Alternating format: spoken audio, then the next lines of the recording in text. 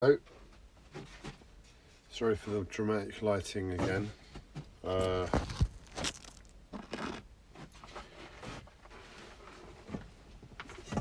I've got the soya, how would you call it?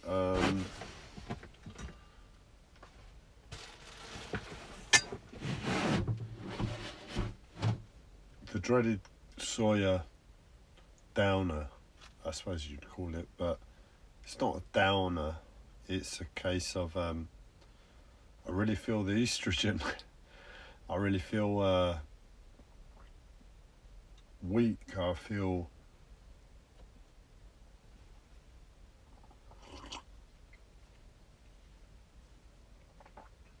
I really feel like whatever, it's like surrendering. I'm in a constant battle with my mind and thereafter my body. And where my mind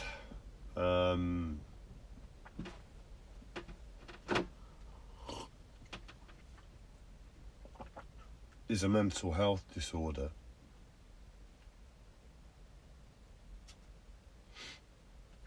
and essentially what it is, it's a case of every experience that I have that my mental health wants to come on board with, which is a lot of the time now,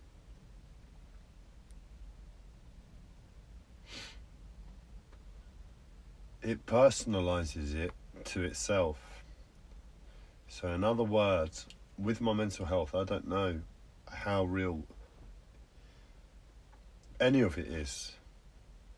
And then on top of that, I've got my theories of spirituality, of initiation and journey and work and all of that stuff in terms of spirituality. And that's one way that I often look at my mental health. The other way is my family. The other way is energy in terms of all of us, the way it connects.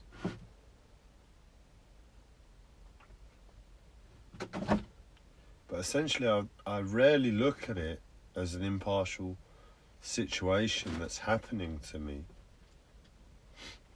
And I choose to see it in terms of a personal experience in whichever way. But I've been coming to the realization recently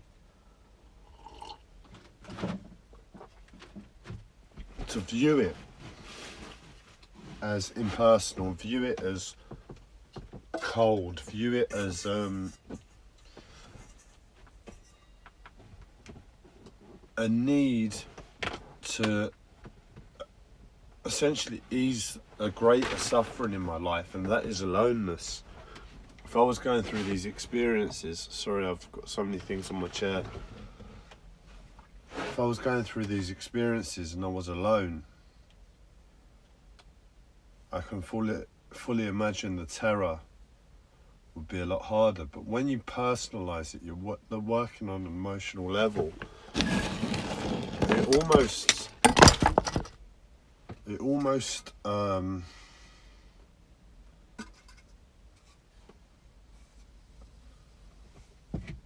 emotion is so strong. And when my mental health makes it a story and personalizes that occurrence and takes responsibility for it, because that's what it is. It's like, we're going to bully you, Andreas. We're going to bully you from the perspective of spirituality. We're going to teach you with a Zen beaten stick. And then it's like the collective psychosis, where it's just like the possibility of us interacting on the level of energy and it being a collective secret for whatever reason. It's a case of the paradigm changes, the dynamics change. It's a case of you've got 8 billion people who are still ignorant, still shut down in their minds, and that's how they operate, that's how they speak. But it's irrelevant. What's important is that each time you get sucked into a story, it has an emotional element. And I don't know if it's because when you're alone and you're dealing with your problems,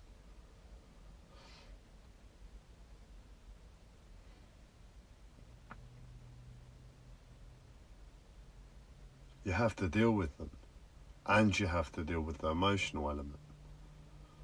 Whereas if someone takes control of it, they can guide you through this process of suffering that you would otherwise go through alone, through emotion, and be a steer, a sail to your life without you even knowing it.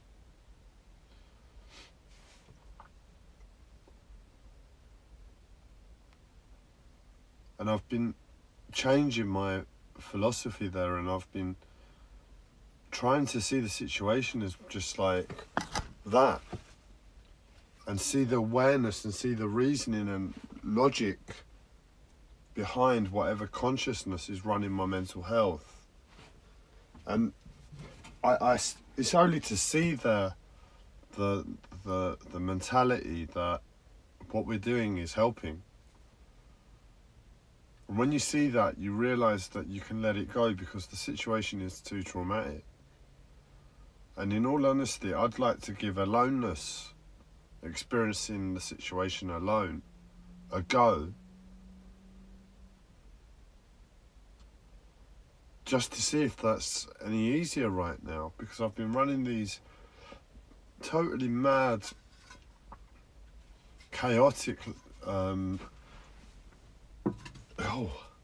my coffee cup was left on the stove. Believe it or not, it gets hot if it's on. But my life is quite traumatic that way, and there's a soothing that comes from the aloneness, but I appreciate you got to be careful, and that's why they've been teaching me this way. They've been showing me through the madness, the hysteria, the pressure,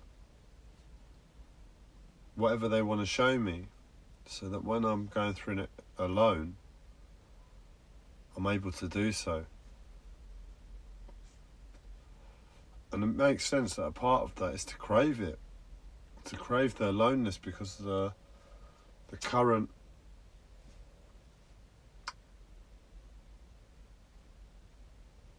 means of help is no longer help. And that's what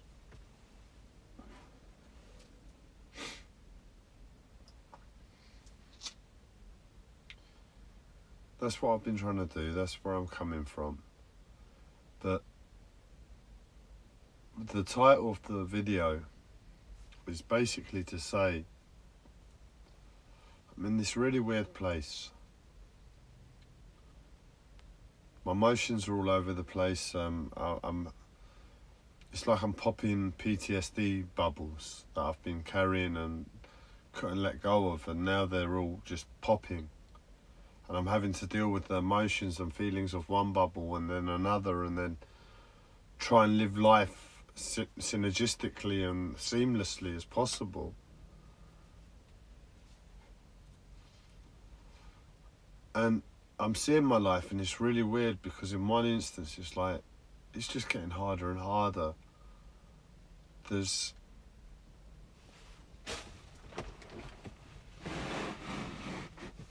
no real sign that things are ever going to get easier.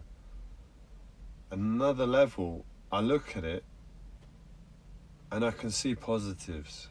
I can see improvements by changing our own mindset to life. That it's not to, well, from this perception, basically, perceiving this, you can perceive life as problematic, which you can guess these live streams have all been coming from that energy. Or you can have that duck off a water's back attitude to everything in life, constantly, no matter how bad it gets. And live that way. There are benefits to both and drawbacks to both. But where I've been in the last few years and where my life has taken me is through the path of worry, is through the path of not seeing problems as problems, but seeing the truth as truth. And when there's a problem, you're honest to say that it's a problem, and when it's not a problem, you deal with it with the right energy, with the right emotional level. And it's a weird thing because I'm being beaten really, really hard by life. But because of the attitude I've realised I need to adopt going forward, it's almost like I'm, how would you say it? I breeze through the day. But if I look back, there's so many problems, real serious problems that are crushing, are soul destroying, are paralysing.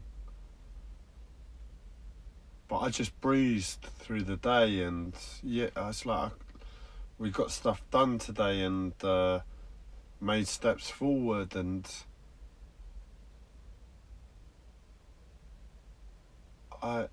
there was progression in my life. But at the same time, if I look at those problems in terms of truth, it's shocking to my life. So it's a case of really what I'm saying is I'm fearful within this place because I'm taking so many serious blows, and I don't know what's going on. I don't know if it's totally spontaneous and my mental health is trying to help me by taking responsibility, or my mental health is really malicious and it's an external entity that's trying to control me on some sort of spiritual level. I don't know.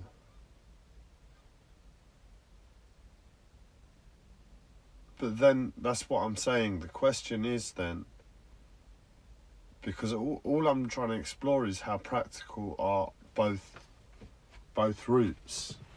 Because my logic, my life has taken me one way, but if the other way is a better route, to just have a duck off the water's back attitude to everything in life, then I'll do that if that's possible.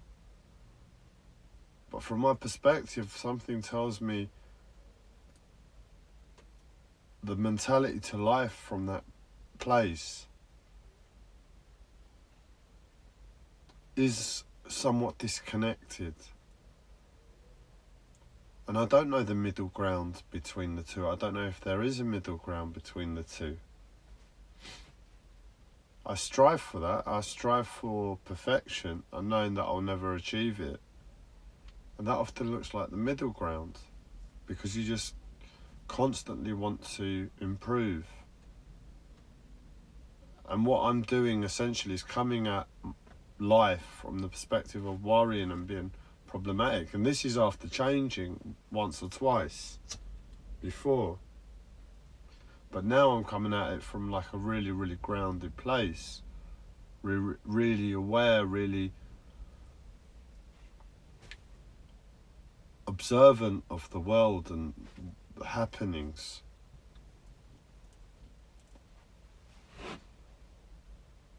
And I don't know how I'm going to fall back. I don't know how far down this path of life put him in a place where I'm having to choose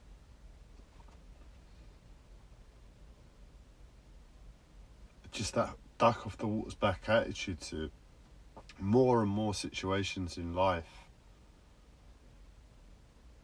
And what it is, I'm trying to manage my mind, my intoxication, my mental health, my paranoia, my psychosis, because the mind is a chemical reaction, and from minute to minute dependent upon what we're feeding ourselves, how we're living, how in control of life we are, is how much our mind fluctuates. And I've got to be very grounded to control my mental health within my mental health, because that's my life, that's my job.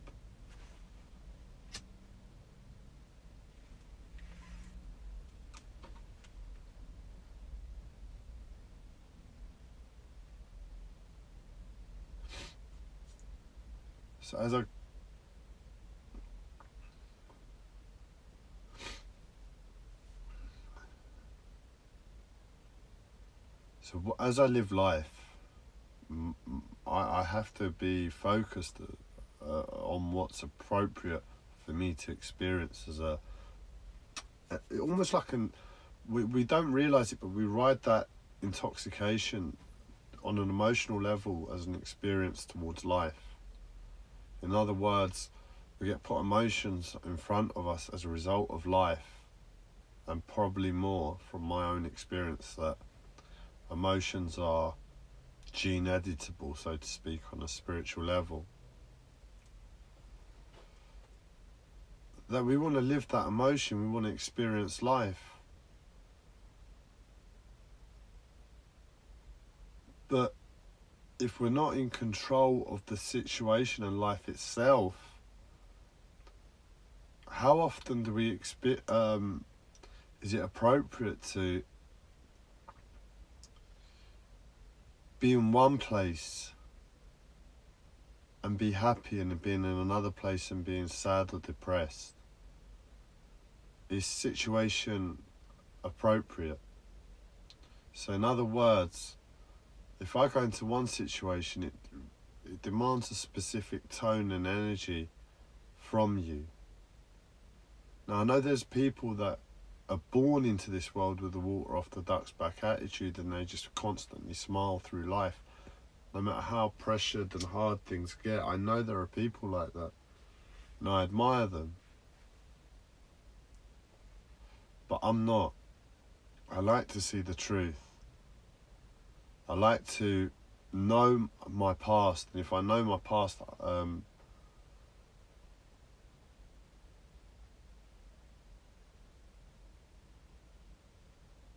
I have to speak out against injustice.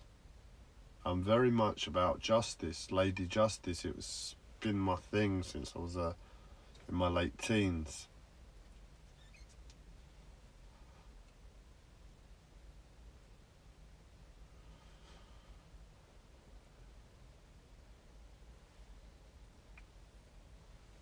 And essentially, if I'm living life and life is being unfair, I've developed the habit of complaining to life because life is taking too much.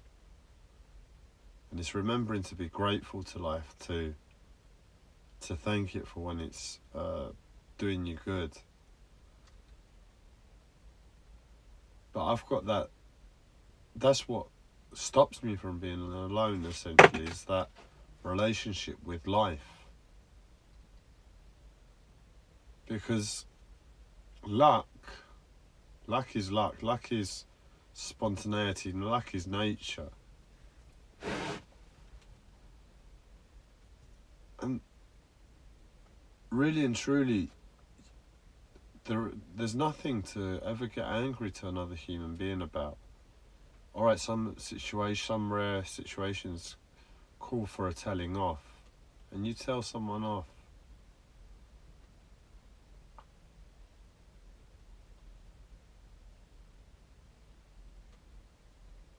But we operate on the level of mind with each other, because mind is the situation, mind is life, mind is appropriateness, mind is your past, and all of that as a filter. And that's where we really interact, at least here in Europe, the western parts of the world.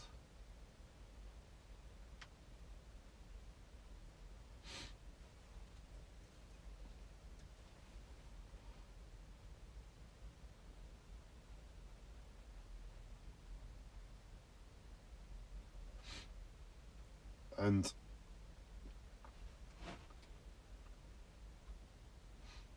sorry, my brain's just untangling.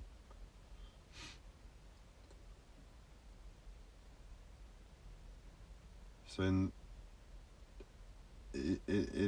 Europe, in the western parts of the world, we interact through mind, because mind is the situation, mind is appropriateness.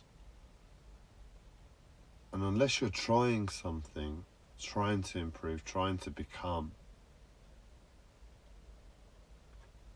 there should be a synergistic, not a synergistic, well, like we were saying, a seamless appearance of you as a person through those different situations.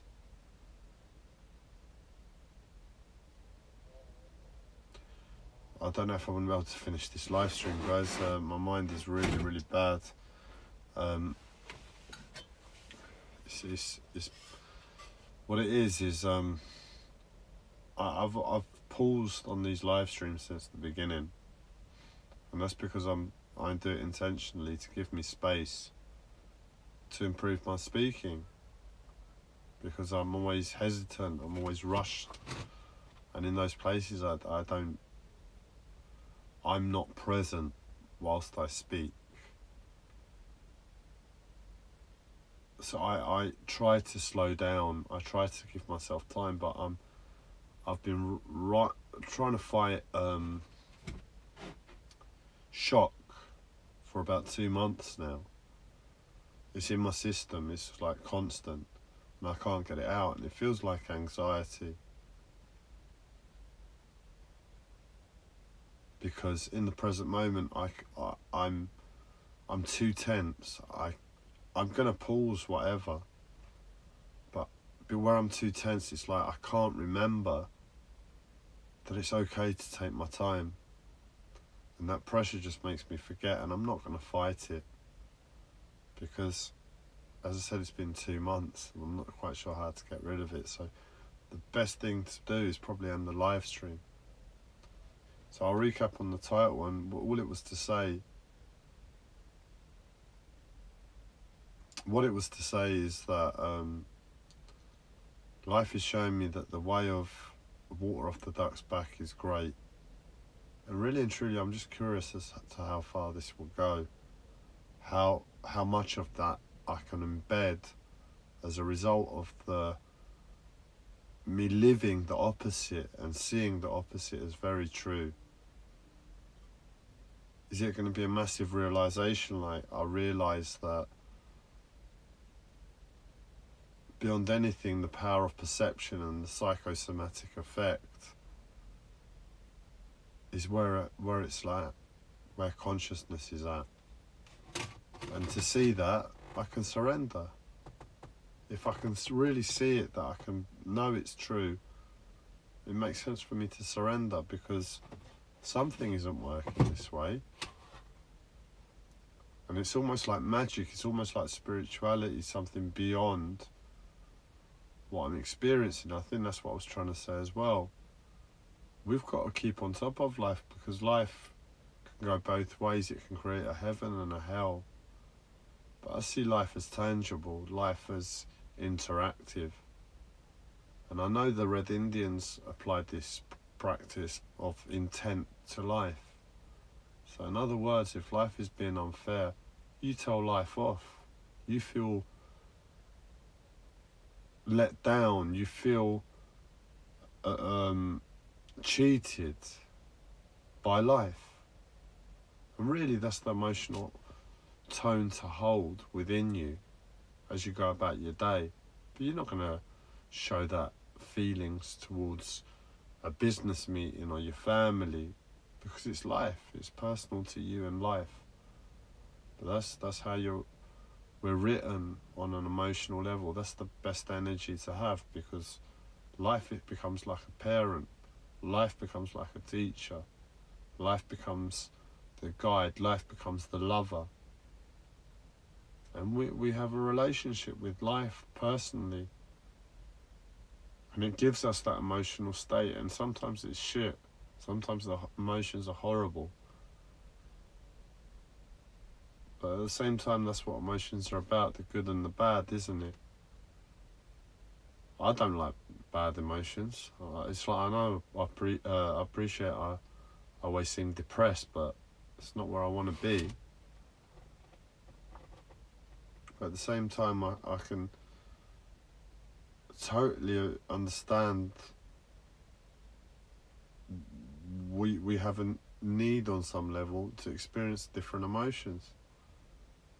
And we just keep that personal feeling that really creates those emotions towards life.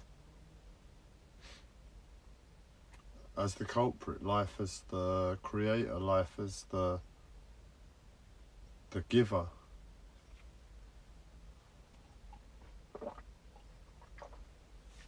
So I'm saying really in this moment, thank you, life. On one level, I appreciate today it breezed by.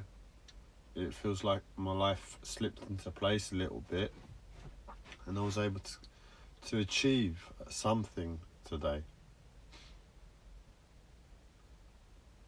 But life, at the same time, I've just experienced a lot of events that I can't really process on an emotional level if I try to, because I know the pain that causes me as a result of your negligence, as a result of your lack of care, as a result of your lack of love. What's wrong, life? Why is there this big gap between allowing me elements to breathe, elements to do what I need to and desire, and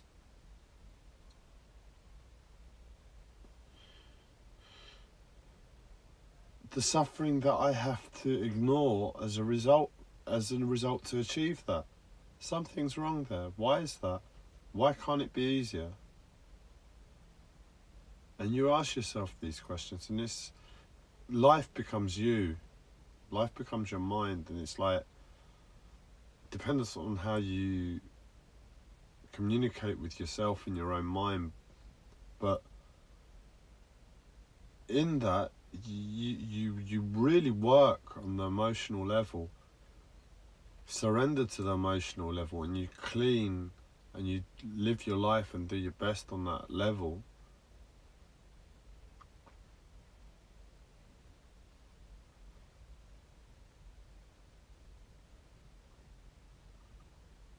And it's almost like, I see it like a toning. Because you surrender to it and because you work at it, you almost get like spidey senses about it. Because you're doing something esoteric, you're doing something with energy, you're doing something with consciousness. But you're really doing it, you're really sincere. And you get a sense about stuff.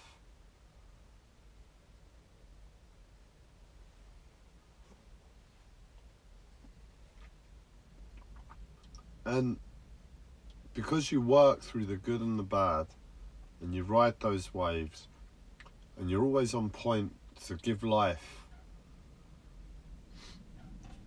its telling off when it needs it, and give life its thanks when it needs it, deserves it. You become life. And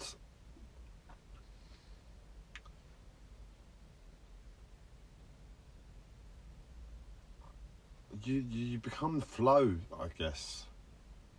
You really strengthen that emotional aspect that is pure presence in the present moment, just to be alive and experience whatever's put on your plate.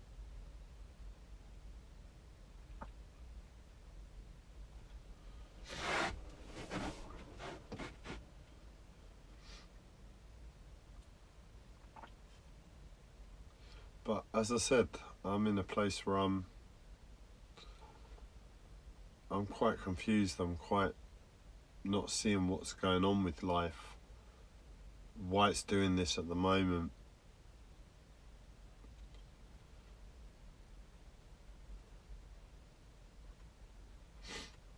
And it could be the journey needed to a specific realization of a, how would you describe it? A workable model of applying worry and knowing when to apply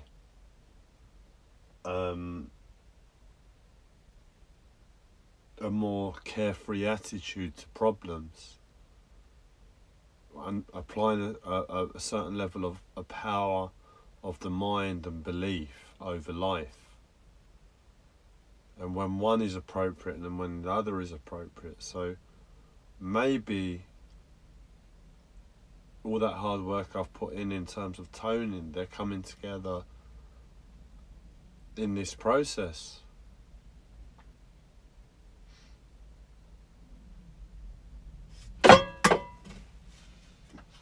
But it's hard. It's very, very hard.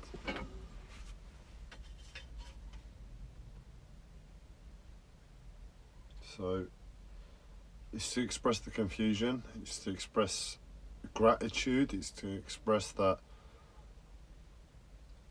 And I guess this was part of the thing that was going to hold me back from making the live stream. And also the final reason why I made the live stream is because I feel like where I'm having so many hits, people are taking advantage of me. And I need to hear myself speak about this because nobody likes that. It's bad enough all of these bad things happening. If it becomes personal a different way, it becomes a lot more serious, a lot harder to brush off. So it's to hear myself say, I'm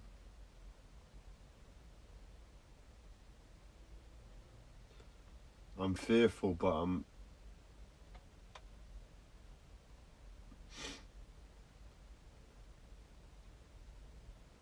also not afraid.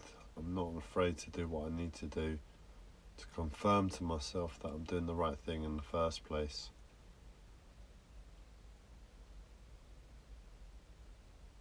And I guess I am. I guess I'm doing the right thing.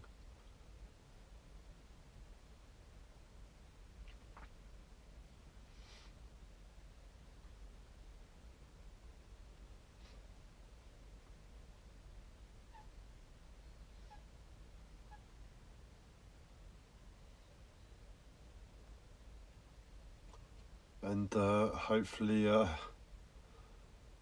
this like whirlpool that I'm being sucked into has a happy ending, has a nice means out, because it's all a bit flimsy and all over the place at the moment. So anyway, that was me sharing. Thank you for listening, those who listened, and I'll catch you on the next one.